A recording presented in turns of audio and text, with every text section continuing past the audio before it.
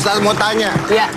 Jadi kan kalau orang pahalanya dilipat gandakan ketika lagi bulan suci ini. Iya. Nah, dia nih. Dan tadi aku terus yang salah ya. Iya, iya. Iya. Kan contoh. Dia Dia tuh suka membantu orang. Maksudnya kalau orang-orang di jalanan dia suka bantu. Orang tidak mampu dia dibantu, yatim piatu dibantu. Tapi cuman pada saat bulan suci Ramadan doang. Ya ujungnya nggak enak lah. Setelah itu dia tidak pernah. Karena menurut dia itu ketika pahalanya dilipat gandakan. Gimana tuh Ustaz? Begini, inilah yang harus diluruskan pada pemahaman kita semua. Ketika Ramadan kita berlomba-lomba, setelah di luar Ramadan malah sudah lupa. Gini sebenarnya, ketika Ramadan kita melakukan amal ibadah sebenarnya adalah latihan. Ramadan itu adalah proses latihan untuk 11 bulan ke depannya. Nah, jadi ketika kita di bulan Ramadan kita latihan berpuasa, latihan bersedekah, latihan salat. Tapi setelah Ramadan harusnya dilipat gandakan lagi. Karena kenapa? Ramadan itu Ramadan yang membuat berlipat ganda. Sementara di luarnya Ramadan, kitalah yang membuat melipat gandakan pahala kita. Saya berterima kasih dibahas lagi nih. Karena kenapa? Banyak orang memang salah paham. Karena gini, ketika orang salat di bulan Ramadan, maka dilipat gandakan 70 kali salat di luarnya bulan Ramadan. Ketika kita bersedekah, dikali 70 kali lipat sedekah di luarnya bulan Ramadan.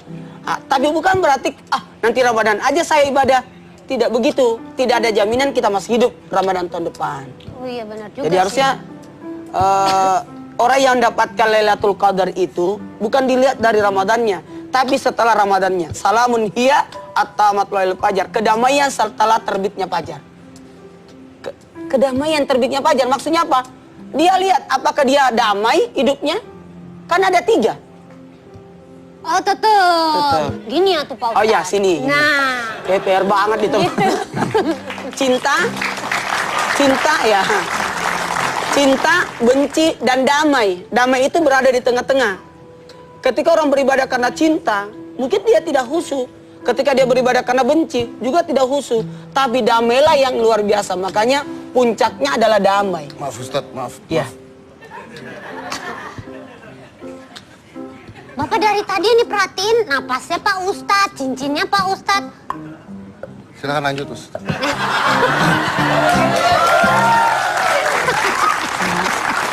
Iya. Kalau jadi bintang tamu di sini. Jadi ada 3. Iya bener.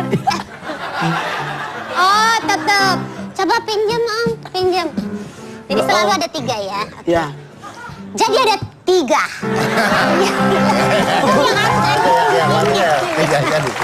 Kalian jangan. Iya. Jadi gitu. Jadi terima kasih banyak buat kita semua nih.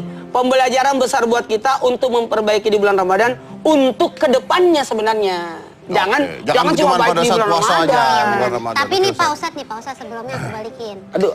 Ini kan kalau di bulan Ramadan ini kan ada namanya imsak ya Pak Ustadz. Imsak ya. Nah, ada beberapa yang bilang kalau misalnya udah imsak, udah berhenti deh tuh makan minum nggak boleh. Tapi ada beberapa yang bilang ya nanti aja pas azan subuh gitu. Yang benar yang mana tuh Pak Ustadz? Dua-duanya benar. Kenapa duanya di sini lagi sih? Kan udah tinggal 2 sekarang. Dua-duanya benar. Dua-duanya benar. Nah. Kenapa saya katakan dua-duanya benar? Saya mengatakan dua-duanya benar karena gini. Sebenarnya puasa itu adalah menahan mulai dari terbitnya fajar sampai terbenamnya matahari. Mulai azan subuh sampai azan maghrib. Itu sebenarnya. Tapi ada di hadis yang lain disebutkan ada sahabat yang bertanya, "Ya Rasulullah, kapan saya berhenti makan?" Ketika saya sahur. Kata Nabi, sekira-kira sebelum terbitnya fajar 50 ayat yang kau baca. Makanya diperkirakan 10 menit. Makanya ulama Indonesia, kita harus berterima kasih kepada ulama Indonesia yang ada mengadakan namanya imsak. Imsak itu jeda waktu untuk rehat dari menuju mulai puasanya. Bayangkan kalau kita azan baru berhenti pas ada di mulut. Jadi ada kesempatan untuk sikat gigi dan sebagainya. Jadi sebenarnya untuk menjaga. Tapi kalau misalnya imsak masih minum misalnya gitu nggak apa-apa. Sebenarnya ya, imsak minum masih bisa. Masih ada jeda 10 menit untuk mengamankan. Kadang-kala kita itu masih ada bau-bau dan sebagainya, jadi kita harus membersihkan. Ini imsak nih di negara lain ada nggak sih? Tidak ada. Cuma di Indonesia doang. Cuma di Indonesia. Cuma di Indonesia doang? Iya. Ribet banget hidup di Indonesia berarti. Iya benar. Tidak. Indonesia itu bagus hidupnya. Kenapa diatur? dijaga.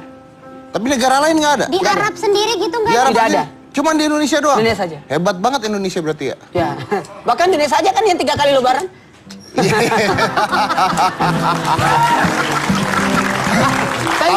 Tapi intinya adalah apapun itu, yang penting adalah makna dari puasanya sendiri. Iya, ya sebenarnya kan? kita berterima kasih karena memang ada sebagian ulama, enggak nanti azan aja. Kan azan. Ya, tapi kan alangkah baiknya kalau kita menjaga diri. Betul, Demi Ustaz. kebaikan juga ya, Saya Pak, kan ya. punya buku. Buku saya namanya OCD. Sekarang saya lagi mengeluarkan OCD itu. Yang kedua? Yang kedua. Bukunya ada di belakang. Saya ambil dulu biar sekalian promo. Yes! Kenapa Pak Ustadz? Aku punya yang pertama. Oh, kok Berarti badannya? aku akan dapat yang Saya- kedua. Yes! Terima kasih banyak.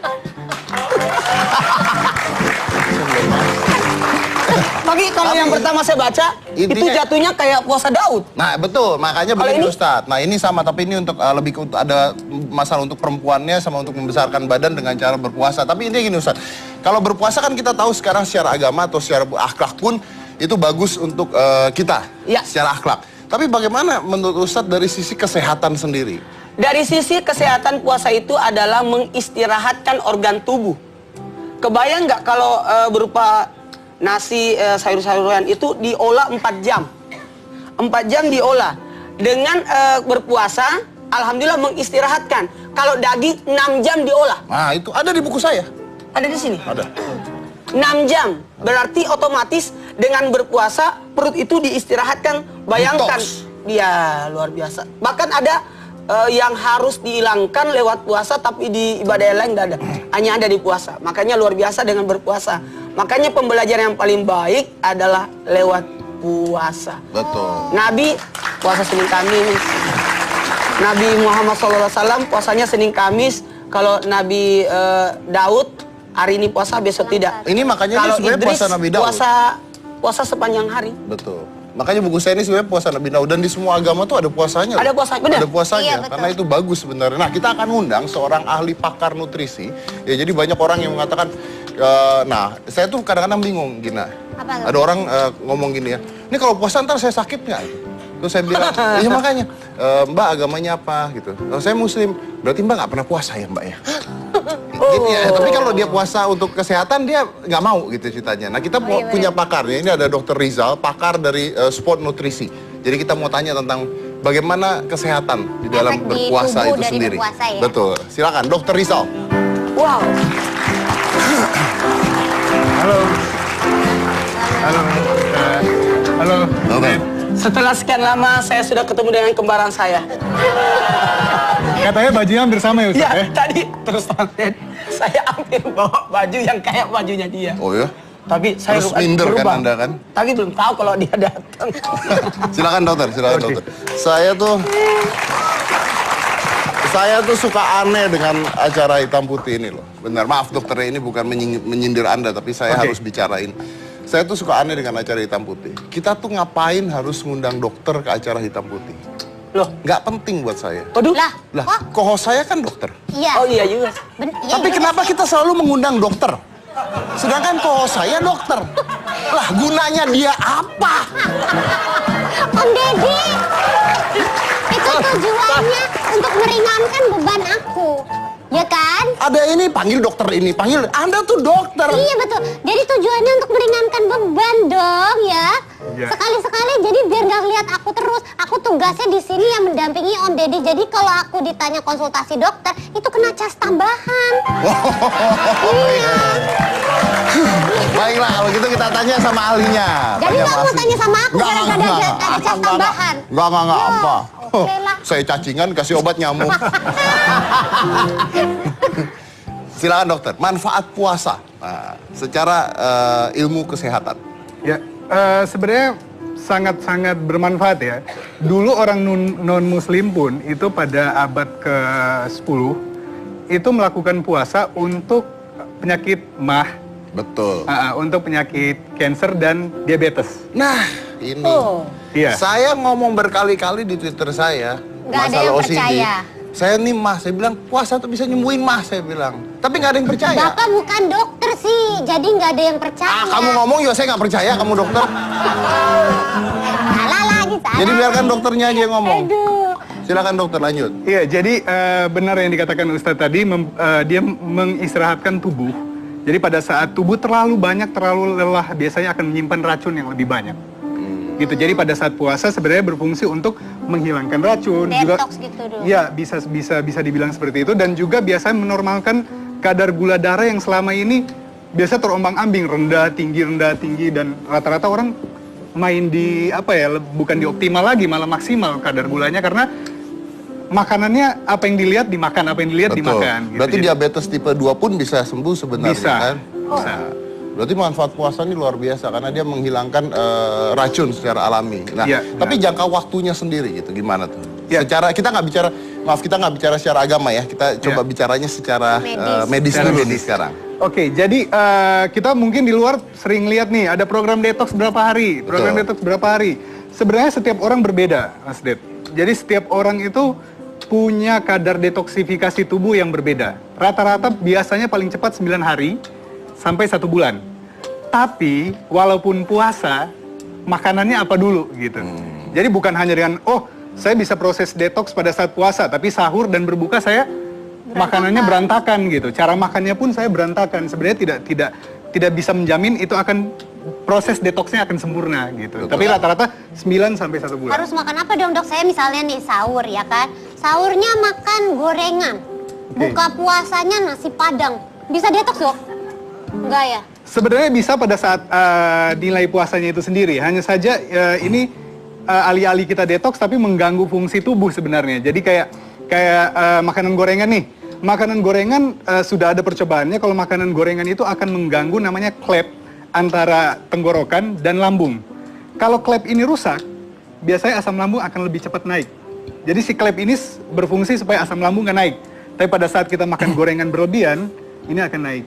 Nah, nasi padang ini sendiri kolesterol kan. Jadi karena ada santannya rata-rata ya. Nah, santan ini yang membuat kolesterol naik. Gitu. Jadi alih-alih detox malah menimbun kolesterol dan lemak. Di buku saya, apa dong ya? Kenapa? Makan hati aja loh. Ya.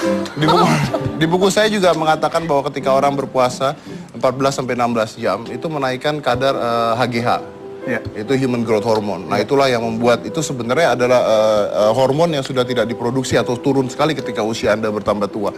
Dengan human growth hormone itu tubuh Anda bisa semakin baik gitu. Jadi itu kan hormon awet muda sebenarnya gitu. Dan banyak juga yang nanya nih, kalau lagi puasa aduh nggak bisa olahraga dan sebagainya. Saya olahraga setiap pagi itu tanpa makan. Justru buat saya ketika saya olahraga tanpa makan pembakarannya maksimal. Karena yang dibakar lemak saya. Kalau kita habis makan, kita olahraga, yang dibakar kan dia. Kan digula dulu dibakar sebelum lemak. Iya betul. Menurut saya gitu. Nah, tanya sama dokter. Kalau ntar Om Deddy yang jelasin lagi pada nggak percaya lagi ntar. Iya, tanya sama dokter. Ya, itu ada benarnya. Karena sebenarnya puasa itu tidak bisa membatasi aktivitas kita yang dulu. Katakan saya bekerja dari jam 8 sampai jam 5 nih. Saya puasa, saya harus membuat aktivitas saya lebih dikit lagi. Tidak seperti itu. Jadwal olahraganya pun seperti itu. Cuman biasanya jenis dan intensitas olahraganya aja yang mungkin dibatasi gitu. Contohnya ya jangan maraton lah gitu. Jangan maraton, terus angkat beban yang terlalu berlebihan, apalagi di pagi hari ya. Biasanya kalau pagi hari, terkecuali orang udah terbiasa dengan itu boleh. Tapi ada orang secara sugesti. Betul. Ini nih orang secara sugesti. Lebay. Wah kalau saya pagi hari saya nggak bisa karena saya nggak akan tahan di siang hari. Aus, dok, Nah gitu. cuman memang secara sugesti orang bisa merasa lapar ya. Jadi sebaiknya di awal dilakukan pada saat sore hari jauh lebih baik. Karena yang dikatakan tadi kadar gula kita lagi di bawah, yang akan dibakar biasanya lemak. Gitu. Setelah lemak habis baru otot yang akan Gua dibakar. suka banget temen di dokter. Keren berarti, keren. Keren. Temen gitu. Kelihatan kalau ngomong tuh pinternya tuh kelihatan gitu. Sama. Suaranya aja nggak cempreng. Om Deddy itu belum menilik aku lebih dalam lagi. Karena nggak ada apa-apa di dalamnya. Oke, kita akan lanjut lagi setelah ini kita akan praktek coba juga tanya dari ibu-ibu tentang puasa terus tentang olahraga juga. Praktek apa sih olahraga yang bisa dilakukan dan sebagainya ketika Anda berpuasa dan di rumah juga setelah satu ini. Jadi jangan mana-mana, tetap di Hitam Putih.